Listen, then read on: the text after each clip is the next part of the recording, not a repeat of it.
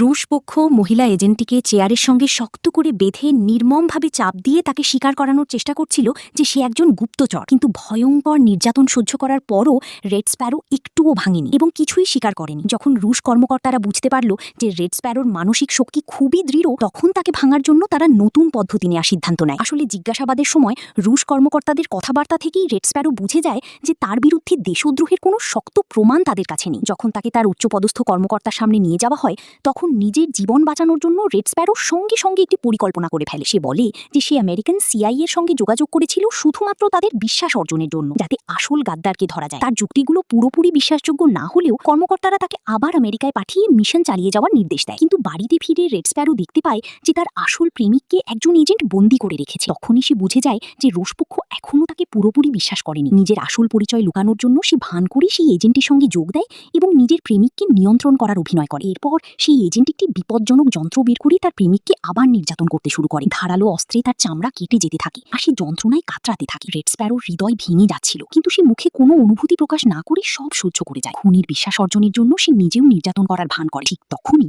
সুযোগ বুঝে red Sparrow আচমকা আক্রমণ চালায়। শেষ পর্যন্ত তারা দুজন মিলে সেই খুনিকে কাবু করে ফেলে। পরের দিন নিক রেড স্প্যারোর সঙ্গে দেখা করতে আসে। তখন জানা যায় আগের রাতের ঘটনাটি আসলে একটি পরীক্ষা ছিল, যাতে নিশ্চিত হওয়া যায় যে রেড স্প্যারো সত্যিই ডাবল এজেন্ট নয়। কয়েকদিন আগেই এই পুরো পরিকল্পনা শুরু হয়েছিল। রুশ গোয়েন্দা কর্মকর্তা রেড স্প্যারোকে নতুন একটি মিশন দেয়, আমেরিকান এজেন্ট টমের কাছ থেকে রাশিয়ার ভেতরে থাকা গাদ্দারদের তালিকা বের করা। কিন্তু রেড স্প্যারো এই ভয় আর চাপের জীবন থেকে ক্লান্ত হয়ে পড়েছিল, তাই সে নিজের মুক্তির পরিকল্পনা করতে শুরু করে। সে নিজেই টমের কাছে যায় এবং ধীরে ধীরে তার বিশ্বাস ও ভালোবাসা অর্জন করে। আমেরিকার সন্দেহ দূর করার জন্য সে নিজের রুমমেটকে ফাঁসিয়ে দেয় এবং তার জায়গায় নিজেই সিআইএ এর ভেতরের গোপন যোগাযোগকারী এজেন্ট হয়ে ওঠে।